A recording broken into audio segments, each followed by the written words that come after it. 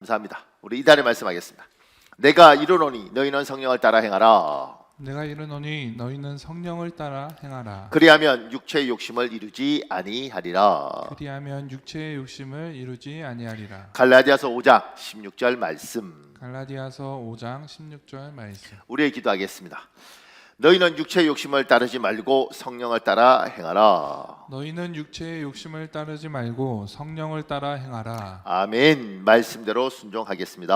아멘. 말씀대로 순종하겠습니다. 성령의 인도를 따라 예배하게 하옵소서. 성령의 인도를 따라 예배하게 하옵소서. 성령의 은혜를 따라 기도하게 하옵소서. 성령의 은혜를 따라 기도하게 하옵소서. 성령의 감동에 따라 헌신하게 하옵소서. 성령의 감동에 따라 헌신하게 하옵소서. 예수님의 이름으로 기도합니다. 예수님의 이름으로 기도합니다. 여러분의 기도대로 주께서 꼭 응답하여 주실 줄 믿습니다. 아멘. 감사합니다. 제가 이렇게 시작했습니다. 그리스 로마 시대부터 르네상스를 거쳐 현대에 이르기까지 사람들은 끊임없이 사람에 관해 연구했습니다. 그래서 인문학이 발달했고 우리는 사람에 대하여 많은 정보를 습득했습니다. 그러나 인문학이 발전할수록 인간의 근원, 인간의 본질에 대해서 더 깊이 이해하기보다는 오히려 더 혼란스럽습니다. 사람이 어떤 존재인지 모르겠습니다. 그리스 시대부터 소크라테스 이런 사람들부터 인간이 누구인가 계속해서 질문했죠. 그러다가 르네상스가 되면서 폭발적으로 인간에 대한 관심을 가지고 지금도 실존주의 이런 것들 다 이렇게 하면서 인간에 대해서 고민을 해요.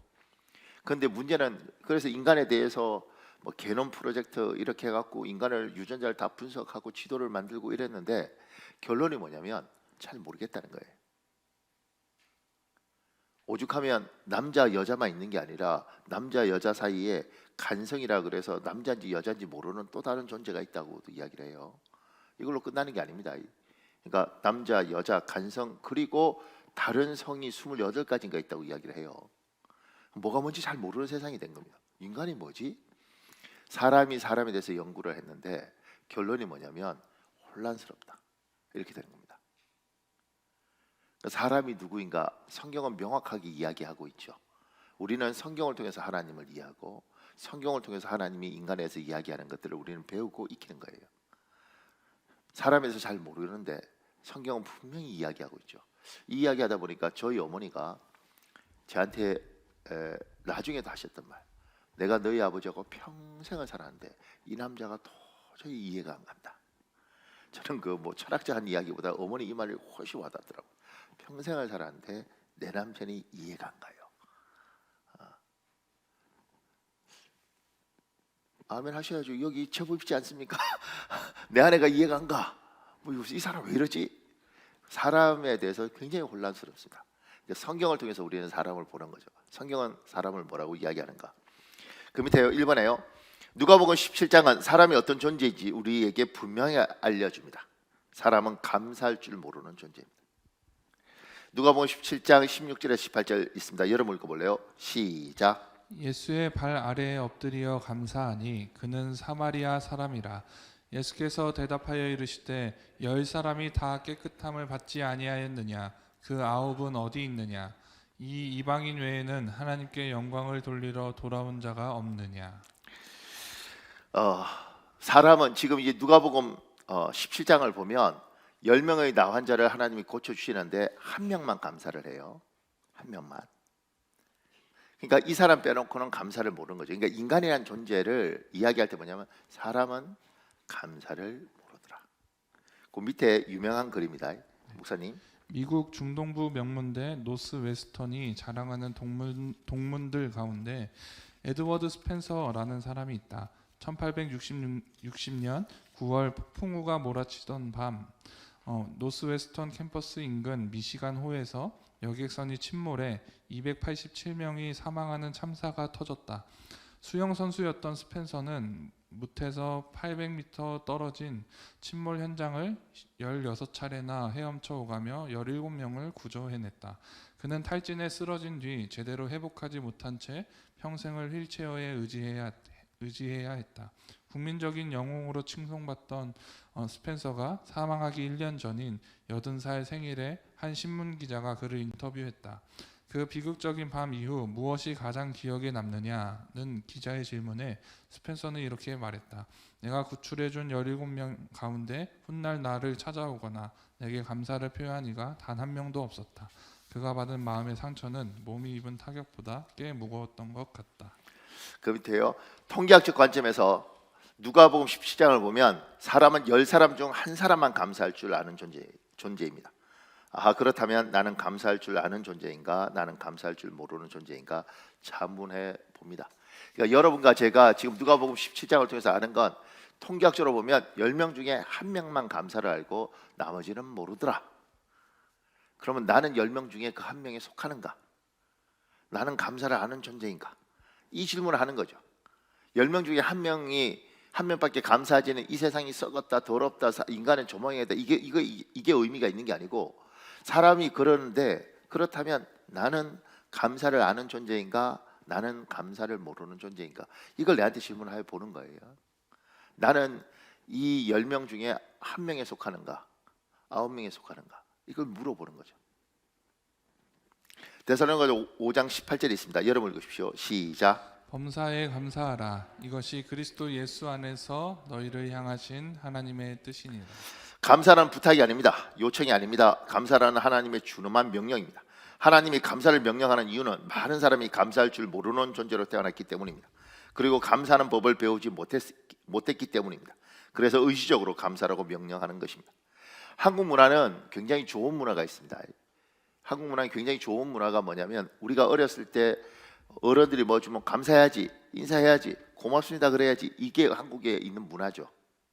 어제도 제가 신방을 갔는데 신방 가서 그 집에 초등학교가 둘이가 있는 거예요. 그래서 우리가 선물을 이제 이사 신방하면서 선물을 가져갔는데 주니까 아이들이 뭘 알겠어, 그냥 받잖아요. 그럼 엄마가 이야기하는 거죠. 목사님한테 감사해야지, 인사해야지, 고맙습니다 그래야지. 이렇게 되더라고요.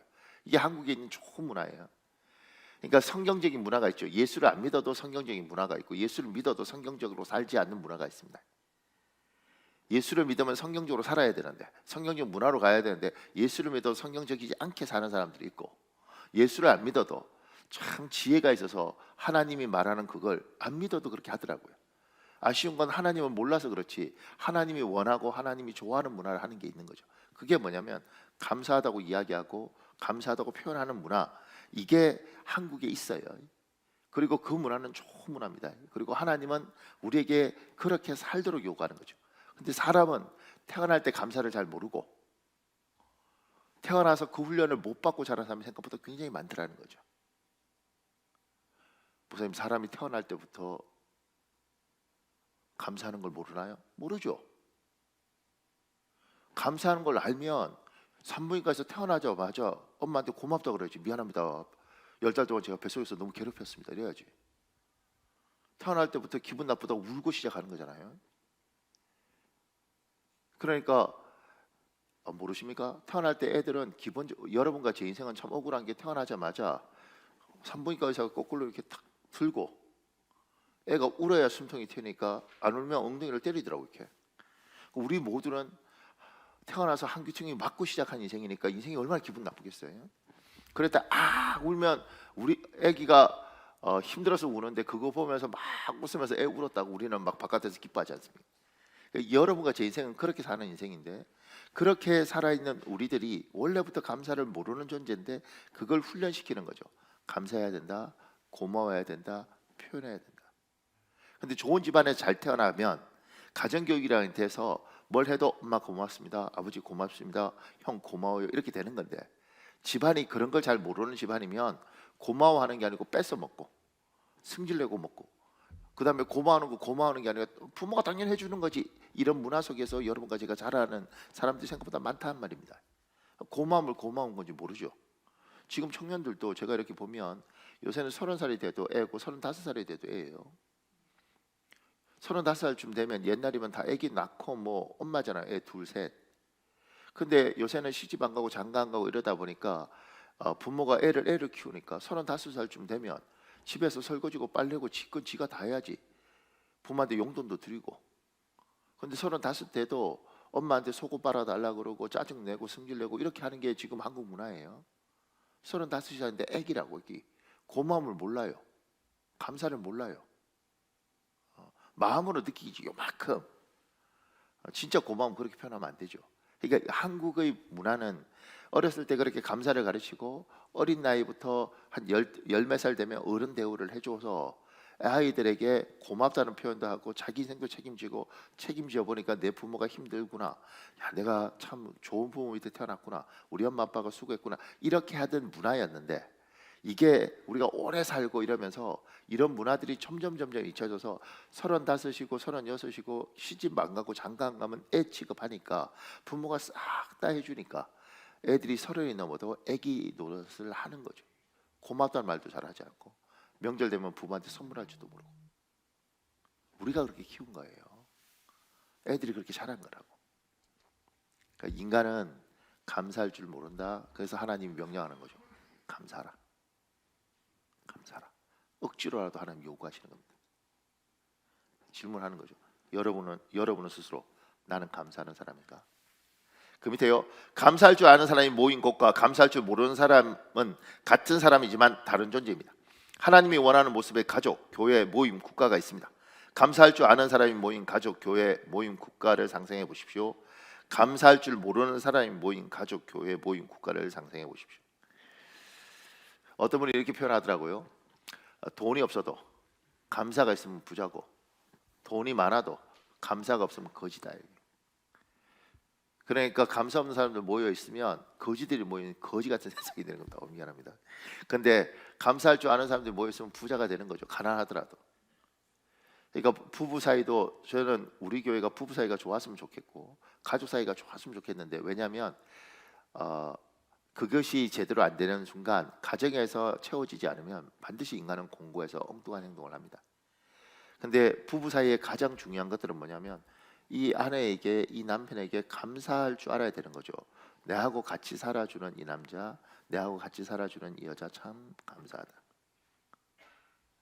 보통은 억울하다 그래요. 내가 너 만나서 이 고생을 한다. 그런데 그렇게 말하는 사람에게 이 사람도 이야기할 게 있죠. 나도 너 만나서 고생 많이 했다. 어차피 사람은 다 모났는데 모난 사람끼리 모여서 어쨌든 아기 낳고 이 힘든 세상 같이 가지 않습니까? 그러면 한 푼이라도 한 달에 10만 원이든 20만 원이든 이 사람이 벌어주니까 고마운 거지. 무슨 그게 안 벌어주면 어떡할 거예요? 그래도 내 남편이 있고 내 아내가 있고 지병으로 세상 먼저 떠난 남편도 있고 아내도 있지 않습니까? 혼자 힘들게 살아가는 사람하고 그래도 서로 지지고 볶아도 힘들 때 등 긁어주고 물건 많을 때 옆에서 들어주고 단돈 10만 원이라도 벌어와주고 고마운 거지. 그러면 이야기하면 됩니다. 고맙습니다. 이렇게. 자식도 아이한테 고맙습니다. 이게 눈이 열려서 보여 하나님이 은혜를 주시면 이게 보입니다. 저는 이태원 참사 나왔을 때 그날 이제 새벽에 알았다고요. 그러니까 주일날 제가 밤새 교회에 있다가 주일날 집에 들어가면서 저 큰아들 방문 열어봤습니다. 방에서 자고 있는데 얼마나 고마운지.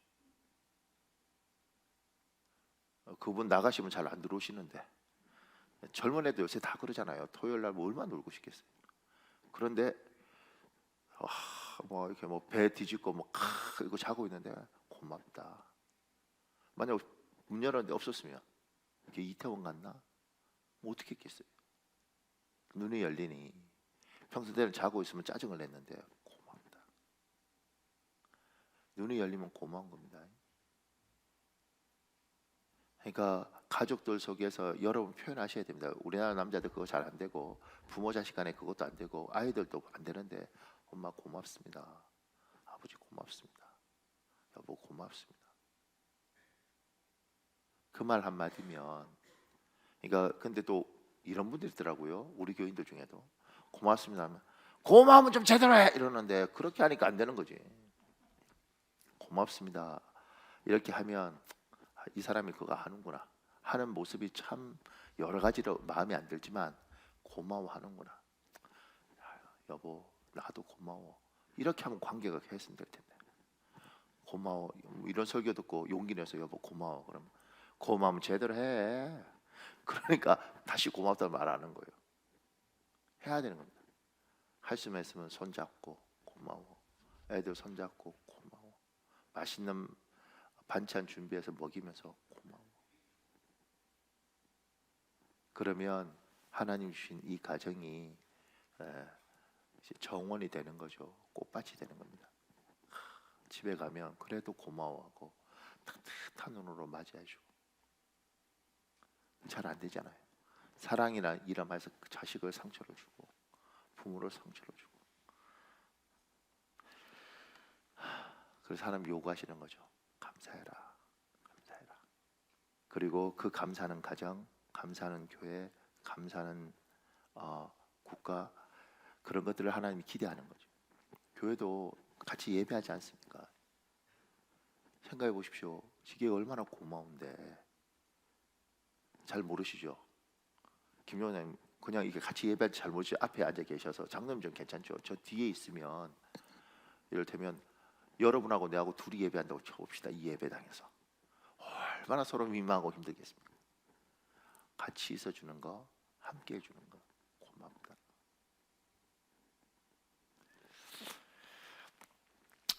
질문하십시오. 당신은 감사하는 사람인가? 이 9명, 10명 중에 9명에 속하는가? 1명에 속하는가? 그 밑에 2번에요. 누가복음 17장에 나오는 10명의 나병 환자는 모두 치료를 받았습니다. 근데 누가복음 17장 19절 이후에 10명의 나병 환자는 다른 길을 걷습니다. 9명은 감사로 반응하지 않는 길을, 1명은 감사로 반응하는 길을 걷습니다. 그 밑에요.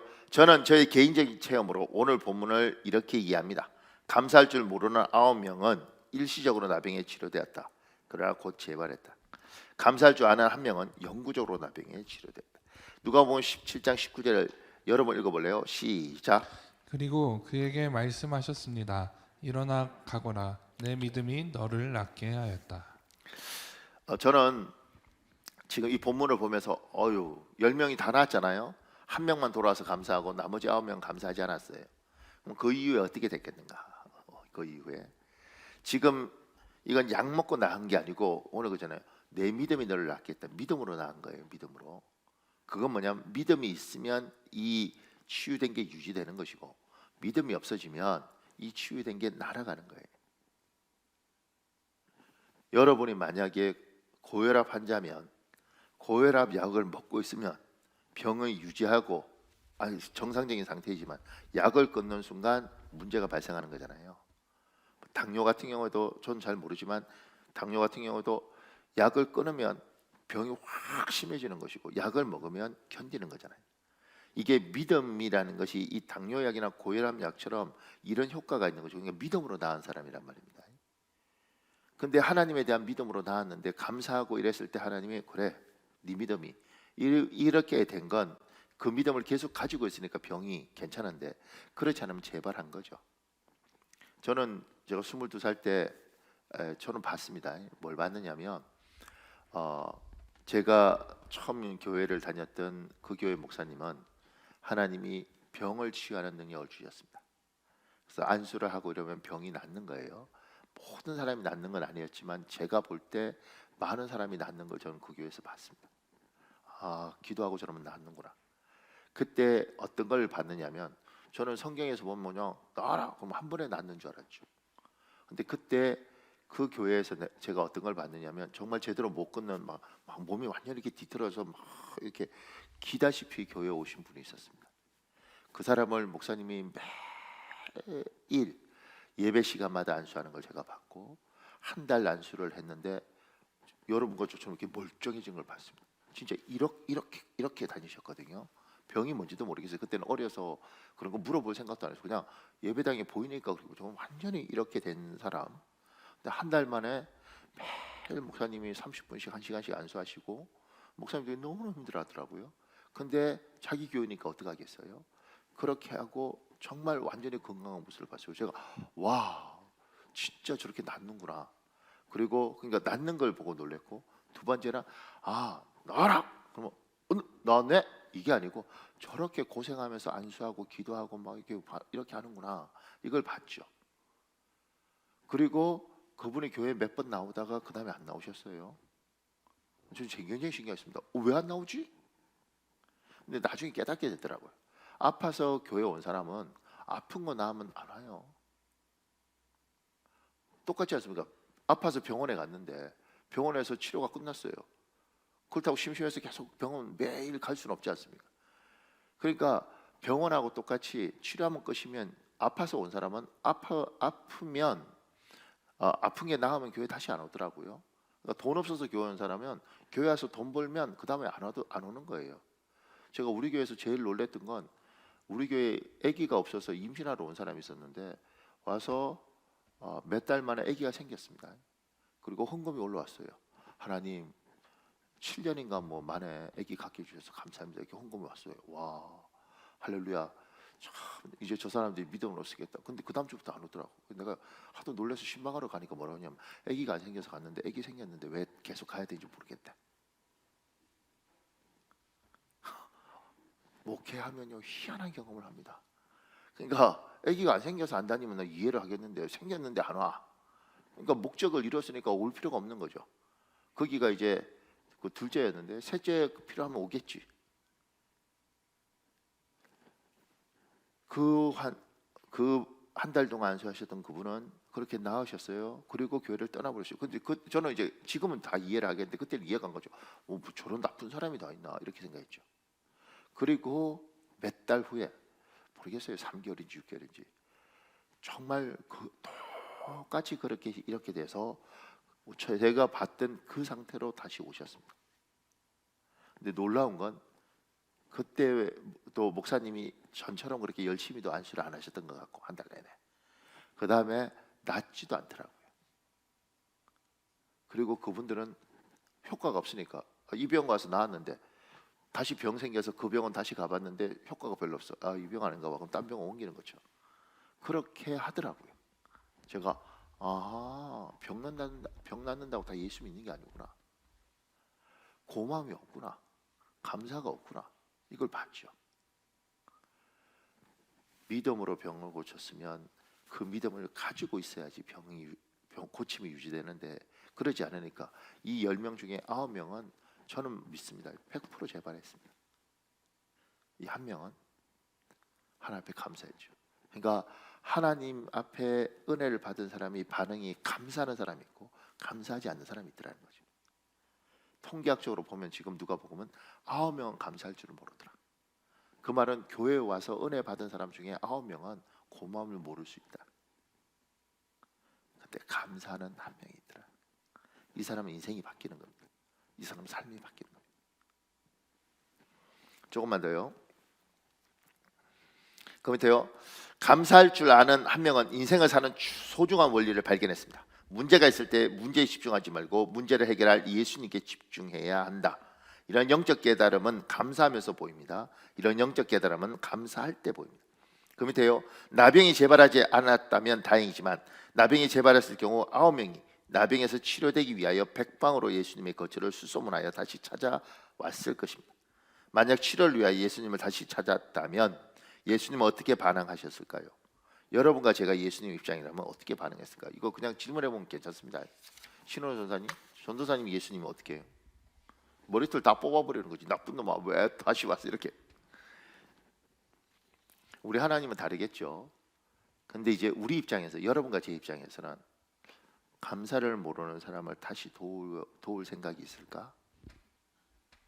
이 사람에게 다시 뭔가를 그렇게 정성을 다해서 우리가 할 필요가 있을까? 이 질문을 우리는 할 거예요. 우리가 바보가 아니면. 우리 하나님이 참 너그럽고 대단하신 분이지만 저분이 다시 은혜를 베풀까? 은혜를 베풀 때 전처럼 그렇게 마음껏 베풀까? 하나님 우리하고 다르시니까 하겠죠. 근데 저희 입장이라면 얘한테보다는 다른 사람한테 해야지 맞는 거 아닌가? 고마움을 모르는 사람이 아니라 고마움을 아는 사람한테 해줘야 되는 거 아닌가? 여러분이 은혜를 받는 사람이라면 고마움을 아는 사람에게 은혜를 베풀겠는가? 고마움을 모르는 사람에게 은혜를 베풀겠는가? 저는 인생 살면서 결단을 하게 되더라고요. 목사가 됐을 때 모든 사람한테 선대해야 된다. 오케이. 하나님이 나한테도 선대하셨으니까. 그런데 만약에 나에게 1,000만 원을 투자할 때가 있다면 모든 사람에게 선대하기 위해서 많은 식을 900명한테 주지만 100만 원은 감사할 줄 아는 한 명한테 주고 싶어요. 투자를 제대로 해야 된다는 생각이 들어요.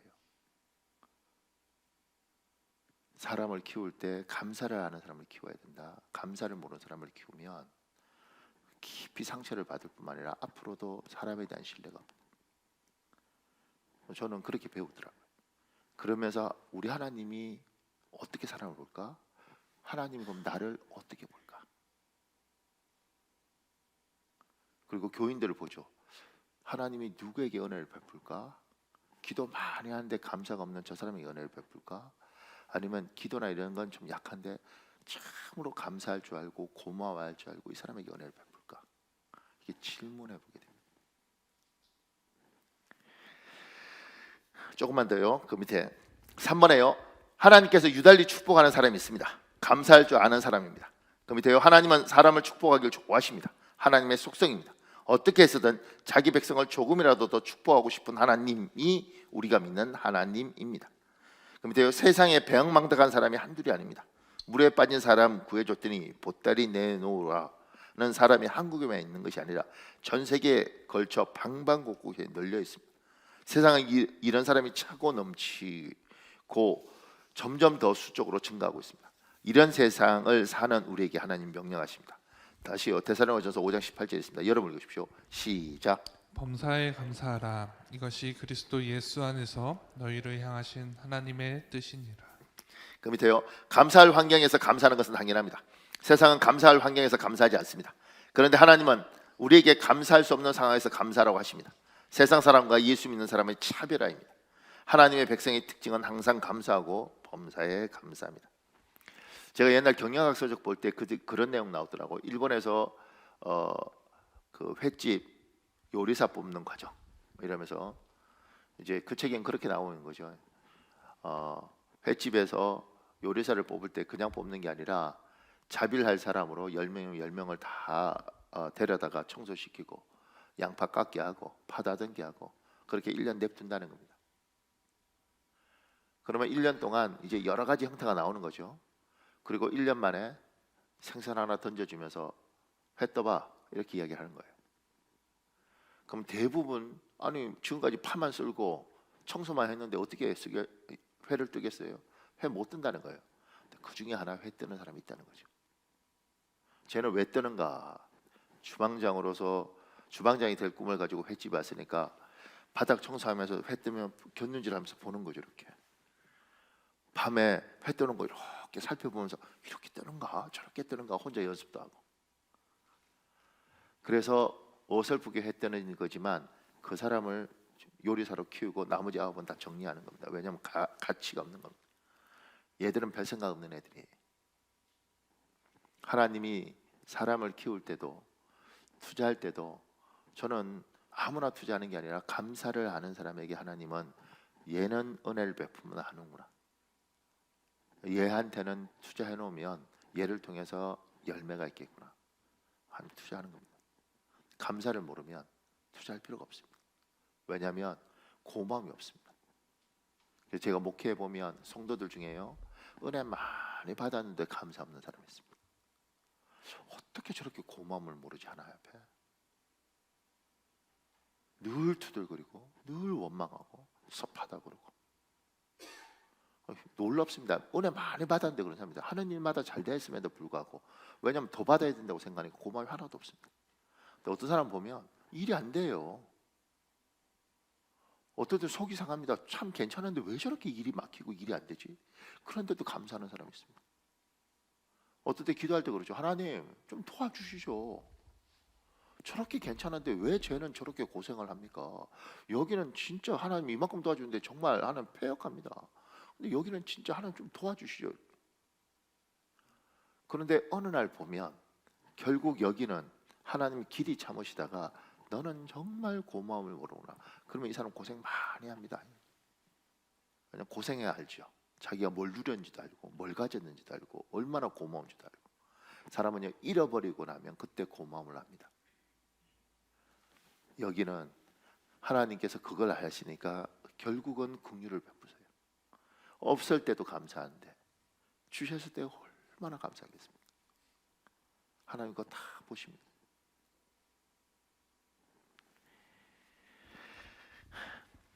그래서 그 밑에요.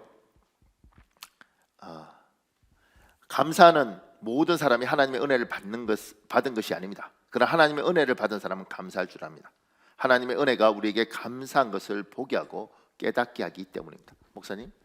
내가 중학교 3학년이 되던 해 봄, 나의 아버지는 내 곁을 떠나셨다. 소천하신 것이었다. 어린 나에게 아버지의 갑작스러운 죽음은 크나큰 충격이었다. 그때까지만 해도 나는 아버지가 돌아가신다는 것을 상상치도 못했기 때문이다. 나는 그해 내내 틈만 나면 아버지의 서재에서 아버지가 남겨놓으신 책들을 읽었다. 위로 누님 다섯 분의 외아들이었던 나는 그때 그것만이 아버지의 혈육으로서 아버지를 위해 행할 수 있는 유일한 도리라고 생각했다. 삼국지에서부터 시작하여 세계문학 전집, 그리고 의미도 모를 철학 서적과 법학 서적에 이르기까지 아버지의 손때가 묻은 책은 모두 섭렵하였다. 그 모든 것이 나의 인격 형성에 좋은 자양분이 되었음은 물론이다. 그해 연말 부산에서 살던 우리 가족은 아버지의 사업체가 있는 서울로 삶의 거처를 옮겨야 했다. 그로 인해 나는 서울의 신생 경희고등학교로 진학하게 되었다. 당시 경희고등학교는 착실한 친구들도 적지 않았으나 소위 어깨나 건달로 불리던 친구들도 있었다. 나는 3년 동안 자연스럽게 그들과 친하게 지냈는데 그들과 사귀는 동안 내가 결여하고 있었던 부분, 즉 다섯 누님들 속에서 자라느라 내가 지닐 수 없었던 남성다움을 회복할 수 있었다. 더욱이 경희고등학교는 당시 전국에서 처음으로 프랑스어를 제2 외국어로 가르치고 있었다. 그것이 계기가 되어 나는 대학 시절 외국어 대학에서 프랑스어를 전공하게 되었다. 외국어를 전공하였으므로 인해 대학 졸업과 동시에 외국 기업에서 근무할 수 있었다. 외국 기업에서 근무하였기 때문에 해외여행이 쉽지 않았던 70년대부터 해외여행을 다니며 일찍부터 나 나름의 세계관을 키워갈 수 있었다. 또 외국 기업에서의 근무 경험은 25살이란 젊은 나이에 스스로 사업가의 길을 시작할 수 있는 밑거름이 되어 주었다. 사업을 시작하여 큰 돈을 벌었기에 평소에 꿈꾸던 출판업에 진출할 수 있었고 출판 사업을 하였기에 출중한 작가들과 깊은 교분을 가질 수 있었다. 그리고 그 경험이 오늘날 성경을 읽으면서 행간 사이의 의미를 포착할 수 있는 모판이 되었다. 사회생활을 하는 동안 이럴 때 아버지가 살아계신다면 얼마나 좋았을까 하고 생각했던 적이 한두 번이 아니다. 그러나 만약 내가 성인이 되기까지 아버지께서 내 곁에 계셨더라면 유약한 외아들이었던 나는 여전히 아버지에게 의존하는 의타심으로 살아가고 있을 것이다. 사랑하는 아버지와 어린 나이에 작별한다는 것은 커다란 아픔이었지만 그러나 그로 인해 나는 스스로 독립적인 인간으로 성장할 수 있었다. 이처럼 나의 인생을 되돌아보건대 그 어느 것 하나 감사의 조건이 아닌 것이 없다. 그 모든 과정은 내 인생의 농부이신 하나님께서 나의 오늘과 내일을 위해 베풀어 주셨던 사랑의 은총이요 손길이었기 때문이다. 지금 병들어 있는가? 하나님께 감사하라. 건강한가? 하나님께 감사하라. 지금 가난에 처해 있는가? 하나님께 감사하라. 부유한가? 하나님께 감사하라. 세상 사람들 믿지 않는 사람도 감사할 줄 알아요. 그런데 은혜 받은 하나님의 사람은 반드시 하나님이 감사하게 합니다. 그 이유는 뭐냐면 눈이 열려요. 그리고 자기 인생을 돌아보면 내가 그때 몰랐는데 이래서 결국은 내가 하나님 앞에 예배하게 하는구나. 여러분 예수 안 믿으면 우리는 천국 못 간다고 믿지 않습니까? 결국 내가 그 고생하고 그 연단 받고 결국 내가 하나님 앞에 와서 예배 드릴 수밖에 없게 하시는구나. 그래서 천국 데려가시는구나. 야, 이래서 하나님이 나를 또 하나 내 모난 성품, 내 모난 성격 하나님이 이렇게 해서 다루게 하시는구나. 하나님이 그렇게 훈련시키시는 겁니다. 그렇게 고생시키시는 겁니다. 그러니까 인생을 쫙 돌아보면 그래서 하나님이 나한테 이렇게 하셨구나. 눈이 열리면 감사를 하게 되고 하나님이 그래서 이 사람하고 결혼시켰구나. 하나님이 그래서 이런 아이를 태어나게 하셨구나. 하나님이 그래서 나에게 돈을 안 주셨구나. 하나님이 그래서 내한테 명예를 안 주셨구나. 투덜거릴 수 있는데 투덜거리는 게 아니라 보이는 거예요. 쫙 돌아보니 그래서 이렇게 하셨구나. 하나님의 사람은 눈이 열리게 되면 감사할 수밖에 없습니다. 하나님 고맙습니다. 고맙습니다. 세상 사람들은 감사할 줄 모르는, 대부분 모르죠. 그렇지만 우리들은 감사할 수밖에 없습니다. 그래서 그랬구나. 근데 이게 안 되는 건 아직 눈이 안 열려 있는 거예요. 하나님 왜 내한테 이렇게. 나중에 시간이 지나면 알게 되는 거죠. 그렇군요. 이러려고 그러셨고. 우리는 그걸 마지막에 돈 주는 것만 생각해요. 결국 이러다가 하나님 돈 주셨구나. 그러다가 이러다가 하나님 날 높여주셨구나. 이것만 생각하는데 그게 아니라 하나님의 사람이 하나님의 사람으로 그래도 다듬어져야 되지 않겠습니까? 그 모난 성경, 그 엄청난 말투, 그 거친 표현, 그 한 성가라는 성정, 그 하나님 다듬어야 되지 않겠습니까? 그 성정 가지고 있는데 누가 편하겠습니까? 말을 그렇게 하는데 누가 주위에 있겠습니까? 하나님 그거 다 다듬어 놔야지. 그래도 예수 믿는 집사, 예수 믿는 권사, 예수 믿는 목사, 참 예수 믿으니까 그래도. 어떤 분이 저한테 그래요. 목사님, 우리 교회 한 성가라는 어떤 분들이 있는데 왜 그런지 모르겠어요. 저는 이러죠. 그분 진짜 많이 변한 거다. 옛날에는 정말 대단했다. 지금 정말 개관천사한 게 그 모양이에요. 그럼 내가 그러죠. 개관천사하기 전을 못 봐서 그렇지. 하나님 앞에 우리가 하나님의 사람들은 반드시 하나님이 다듬으시고 눈이 열립니다. 그러면 그 여러 가지를 알죠. 하나님이 이러려고 나를. 조금만 더요. 그 밑에요. 마음에 감사가 있는 사람은 숨길 수 없습니다. 겉으로 드러날 수밖에 없습니다. 사무엘상 2장 3절에 여호와는 지식의 하나님이에요. 그러니까 행동을 달아보십니다. 감사하다 그러는데 말만 그러지 실제로 그러지 않은 사람들 많습니다. 그런데 감사한 사람은 표가 나요. 진짜 감사한지. 그 밑에요. 감사한 사람은 겉으로 드러납니다. 입술을 열어 소리를 내어 감사하기 때문입니다. 우리 시편 109편 30절 있습니다. 여러분 읽어보십시오. 시작. 내가 입으로 여호와께 크게 감사하며 많은 사람 중에 찬송하리니. 결국 감사하는 사람들은 입술에서 나옵니다. 이야기하다 감사하죠. 속으로 어떨 때 그러죠. 뭐가 그렇게 감사해? 내가 보니까 돈도 별로 없는 게 뭐가 감사해? 몸 맨날 아프다고 그러는 게. 근데 이야기할 때 보면 감사해요. 진짜 감사해요. 왜 저러지 얘는? 내가 보니까 나보다도 돈이 없는데. 제가 전에 성남에 갔을 때 그런 이야기 들었죠. 죄송합니다. 어떤 이야기 들었냐면 교회에서 훈련 받는 거 있거든요. 근데 분당에서 빌딩 가지고 있는 권사님. 그 권사님이 늘 인생에 불만이 많고, 그런데 이제 목사님이 그 권사님을 훈련을 보냈는데 그 교회는 어떠냐면 훈련 받으러 가서 성도 집에서 자도록 하는 거예요. 그러면서 4박 5일인가 이렇게 그 교회 생활을 하는데 그 성도 집에 가서 자도록 했는데 자도록 한 집이 이 권사님이 가진 건물에서 청소하는 사람 집인 거죠. 여기도 여기 권사님이고 이 교회 권사님이고 여기도 이 교회 권사님인데 이 교회가 이 교회 훈련 보내기 위해서 이 권사님을 보냈는데 혼자 받는 게 아니고 한 50명 정도 이렇게 받는데 가서 이 교회가 각 가정마다 사람들을 4박 5일 동안 재우는 겁니다.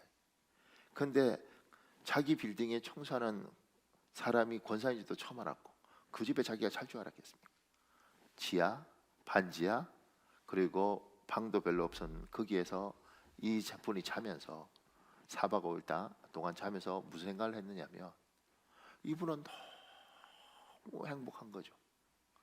난 지금 빌딩을 가지고 있는데도 늘 인생이 피곤한데 이 사람은 지하에 반지하에 살면서 너무 감사하고 심지어 초대해서 먹이고 재우고 안방 내주고 자기는 그 방이 없으니까 자기는 거실에 자면서 막 이렇게 섬겨주는 것. 그걸 이 권사님이 보면서 나는 이 빌딩 가지고 있는데 사람 부르지도 않고 아주 이렇게 바들바들 떨고 사는데, 그러면서 이 권사님이 여기 가서 뭐 말씀 듣고 설교 듣고 이렇게 생각이 변한 게 아니고 그 모습을 보면서 사람이 변해버렸습니다. 내가 잘못했습니다.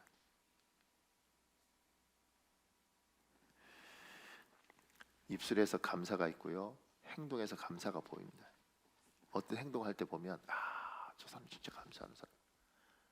그래서 하나님이 그거 보고, 그리고 저도 같은 사람이면 같은 걸 줄 거면 그렇게 감사하는 사람한테 주고, 하나님도 보면 감사하는 사람에게 은혜를 베풀겠다. 왜냐하면 쟤는 감사를 하면 줘보면 그 감사가 흘러가고 옆으로 가고, 이 사람이 그 감사를 느끼고 사는 걸 주위 사람들이 보면서 나 저 사람 보면 나도 행복해져, 이렇게 되는 거죠. 하나님 명령하셨습니다. 너희 본성은 감사를 모른다. 근데 얘야, 내 백성은 감사해야 된다. 내 백성은 고마워야 된다. 그리고 그 감사가 은혜가 있으면 눈이 열린다, 보인다. 그리고 표현하라. 몸으로 감사 표현하고 말로 감사 표현하고, 그래야 산다. 그러니까 저는 제가 나이 들고 목사가 되고 참 고마운 것, 이를테면 제 생일 때 저희 어머니께서 저한테 목사님 잘 자라주셔서 고맙습니다, 이렇게 저한테 존댓말 쓰시거든요. 제가 어머니 낳아주셔서 고맙습니다. 나 경상도 남자예요. 말하면 죽을 것 같아. 그런데 그 말 한마디 서로 하면서 감사하죠. 내 부모한테 내가 고맙다고 말할 수 있는 게 고맙고, 부모가 자식한테 잘 자라줘서 고맙다고 말하는 게 고맙고, 교인들한테도 만났을 때 장로님 감사합니다, 집사님 고맙습니다. 모두가 사는 길이에요.